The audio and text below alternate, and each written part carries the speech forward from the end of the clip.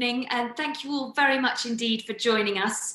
I am delighted to welcome you on behalf of the How To Academy.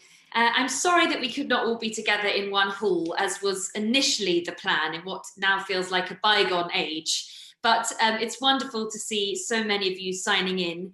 The numbers on my screen are, of course, whizzing up at a rapid pace, which comes as absolutely no surprise to me or to anyone. This is certainly a rather unique opportunity, and I hope, in fact, by doing it virtually, we've opened it out to more people than might have been able to make it in person. We certainly like to ask big and important questions at the How To Academy, and tonight does not feel like any exception. Our question, what is the meaning of life? And if that feels like something rather overwhelming and enormous to grapple with in the space of an hour, then thank goodness our guide is perhaps one of the most renowned thinkers and public intellectuals of our age, who has dedicated years of academic study and research to this question. He is, of course, a world-renowned evolutionary biologist and author of a number of hugely influential books, including The God Delusion and Selfish Gene. He is the creator of the word meme, and his most recent book, which, when we have established the small matter of the meaning of life, we will move on to talking about, is here. I've got my rather sort of noted copy, Outgrowing God, A Beginner's Guide. It's a book for children or young adults, but the themes and issues it addresses extend back through much of Richard's work and writing, and they're ones that I'm most looking forward to discussing. So, Richard, thank you very much indeed for joining us. And I won't, of course, get to dominate the entire discussion. There will be time for questions at the end. So if you save them up, perhaps, otherwise I'll be tempted to steal them off as my own. And then nearer the end, if you start to write them in the Q&A box. I think we'll start with this very small question, the meaning of life. It's not my usual style to sort of leap in like this, but I know that you are very well prepared and equipped to answer it. So what is, according to Richard Dawkins, the meaning of life? Well, according to me personally, it's got all sorts of private meanings, which are of no interest to anybody. But I suppose you're asking me as an evolutionary biologist, and as it happens, evolutionary biology does have the answer to the meaning of life in the scientific sense. The meaning of life, or the purpose of life, the purpose of what's it for, in other words, is to propagate genes. So the meaning, the purpose of, say, a bird's wing is, in the first place, to keep the bird surviving, second place, to keep it reproducing, and ultimately what that means is gene survival. So the meaning of life is the survival of genes. Now that requires, I suppose, some justification. I've done that in print often enough, and I'll try again very briefly now. If you look back at your ancestry, if any animal looks back through an indefinite number of generations, you can say quite confidently that not a single one of your ancestors died young before reproducing. So what that means is that we're descended from a long, indefinitely long line of successful ancestors, ancestors that became ancestors because they were good at it, because they were good at surviving, good at reproducing, good at mating, good at looking after their children, and so on. And ultimately what that means is good at passing on their genes. So all living creatures, us included, inherit the genes that have over countless generations led to the survival of their ancestors, led to their ancestors being ancestors. Now, the different ways in which different species do it, of course, is very, very various. Gibbons are good at surviving up in trees. Moles are good at surviving underground. Sharks are good at surviving in water, and so on. There are thousands of different ways of being good at surviving, but it's all ultimately about gene survival. So I'm sorry to have to say that the meaning of life is gene survival. It is essentially a rather, I know bleak is the word, but it's a meaning of life that seems to strip life of sort of feeling and an emotion. Isn't there more meaning than just that physical passing on of genes then? Well, of course, and that's why I began by saying that my own personal meaning of life would be quite different, and yours will be different, and everybody else's will be different. You make your own meaning of life. We as humans have all sorts of individual purposes. We want to learn German, we want to write a book, we want to compose a symphony, we want to score a century, we want to, I don't know, dig a garden. There are all sorts of different meanings that we personally can give. And thank goodness for it. I mean, I would hate to give the impression that because the ultimate biological meaning of life is the propagation of genes, that's the only thing that gives us personally meaning. And so humans are actually very unique, I think, in this respect. And I think it'd be a good idea to sort of try to go into why that is, because it's a bit of a puzzle, really, why humans are so unique.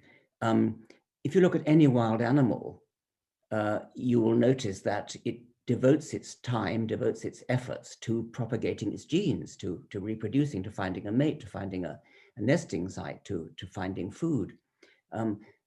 But we don't do that. I mean, we are devoting our time, as I said, to, I don't know, playing cricket, writing symphonies, writing books, etc. So there's something puzzling about that. There's something odd about the way humans have managed to detach ourselves from this fundamental biological imperative to propagate our genes. We see it obviously in the case of contraception. I mean, clearly we enjoy sex, and biologically the reason we enjoy sex is that tends to give rise to children, but in the wild it gives rise to children, but we use contraceptives, and so it doesn't. I'm rather fond of a sort of fanciful speculation that if there was some kind of a berry, some kind of a tree that had say red berries on it, which were very good to eat, very good nutritionally speaking, but which were contraceptive, then we would biologically be selected to treat those as a deadly poison, even though they're very good for us in a nutritional sense. But because they're contraceptives, we would treat them as a poison. Contraception is a kind of subversion of the biological urge. Adoption is another subversion. I have nothing against adoption, obviously. I think it's a wonderful thing that people do adopt other people's children, but it is a very un-Darwinian thing to do. Cuckoos get their babies adopted by meadow pipits and reed warblers and robins and things. And it's as though the reed warblers are getting paid. Sorry, as though the cuckoos are getting paid. When what's really happening is that they're exploiting the reed warblers, robins, and so on. Well, human adopters are a bit like the reed warblers. They're being exploited from a biological point of view, not, of course, from a personal point of view. As I said before, I think adoption is a wonderful thing. Sperm donors, you'd think that from a biological point of view, people should pay to donate sperm because it's a wonderful, cheap way of getting your genes into the next generation. But actually, sperm donors are paid. So there's something very odd about humans. And I like to use the word subversion for this. It's we in many ways subvert our selfish genes. A good example of subversion in animals is sheepdogs, where the wild behavior of a wolf, you can see when wolves are stalking prey, they crouch down like a sheepdog and they crawl along in exactly the way you'll see a sheepdog doing when it's herding sheep. So what we've done as breeders of sheepdog is to hijack, subvert the natural behavior of a wolf, because of what dogs are, just domesticated wolves. And we've subverted that particular behavior of crouching low and creeping towards the prey, stalking the prey. That's what sheepdogs are doing. It's the stalking behavior of a wolf. They've cut off the end stages of that behavior, which is the pounce and the kill. But it is a subversion. I like to make a distinction between what I call archi-purpose and neo-purpose. Archi as in A-R-C-H-I, archi-purpose. The archi-purpose of everything in life is gene survival. I've just dealt with that. The neo-purpose applies to humans only, at least possibly so, And the neo-purpose is something like a computer or a tin opener, a pen. The neo-purpose is what we choose to make it, what the designer of the thing, the designer of the computer or the car, the computer, the plane, whatever it is, designed it for. The ultimate purpose of everything is gene survival, but the neo-purpose in the human case is what we choose to make it for. We have a global goal. All living creatures have a global goal, which is gene survival. I've already dealt with that. But in the service of that global goal, wild animals and us and we set up a series of sub-goals and sub-sub-goals. So in the service of the global goal of gene survival, we set up a sub-goal of finding a mate. We set up a sub-goal of finding food. We set up a sub-goal of finding shelter.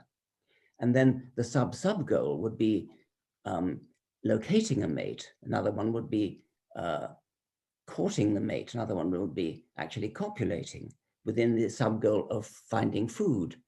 Locate the food. In the case of a predator, stalk the food, pounce on the food, kill the food, and so on. So we have goals and then sub-goals and then sub-sub-goals and then sub-sub-goals. And what's happened with the subversion is that the sub-goals have got hijacked away from the global goal, which is gene survival. I think the patron saint of subversion, in my sense, is Colonel Nicholson in the film Bridge on the River Kwai.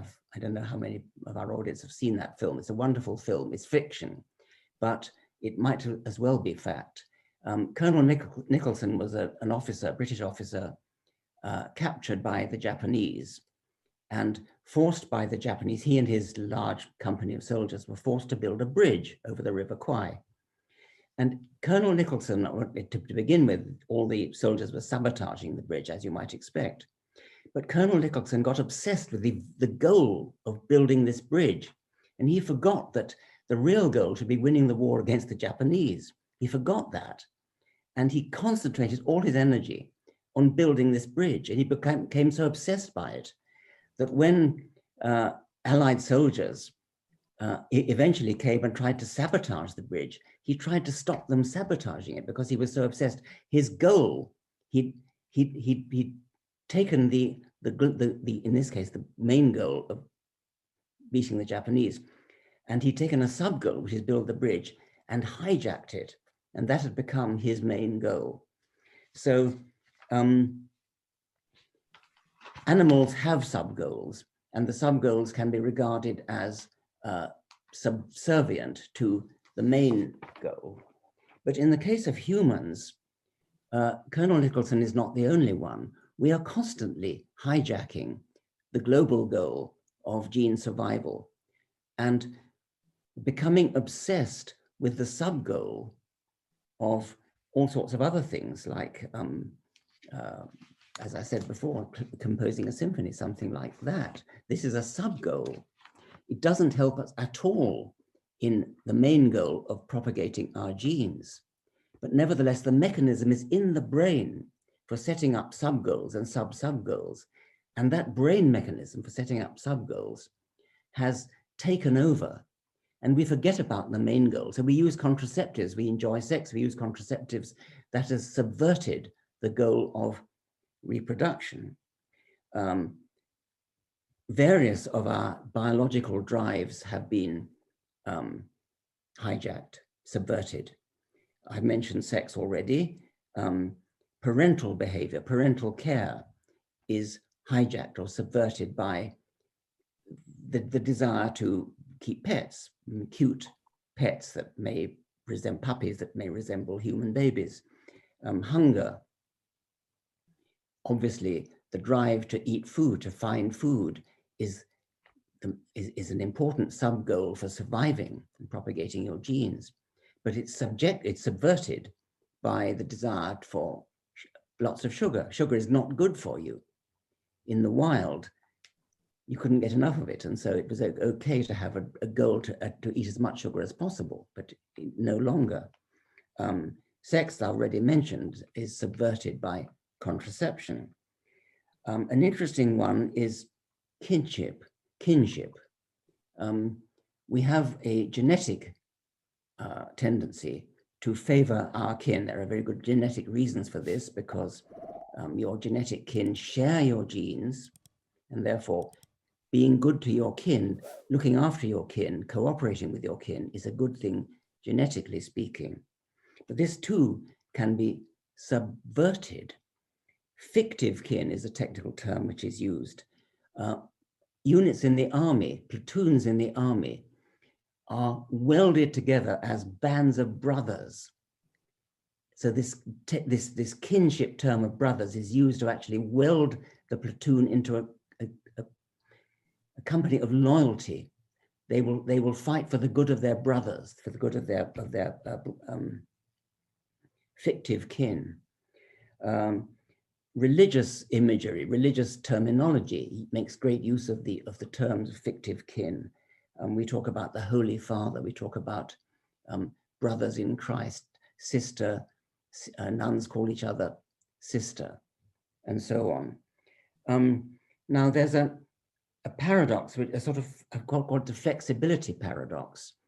The ease with which we can set up these sub-goals, which are really have quite a negative effect upon the main goal of gene survival.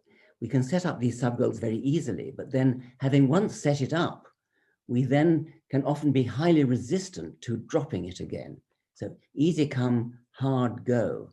Colonel Nicholson is a very good example of that. Once he had set up this sub-goal of building the bridge and showing the Japanese how good the British soldier is at building bridges, then he couldn't let go of it. It was an obsession with him.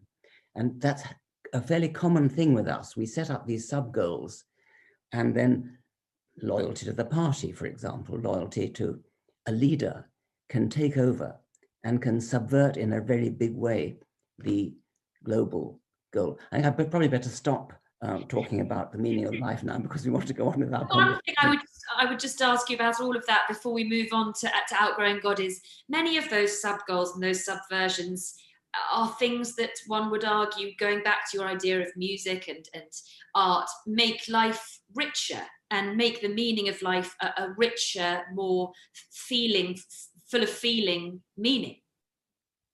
Of course, and I'm delighted you brought that back, because I really want to stress once again that talking as a scientist does sound very cold and unfeeling and unrich.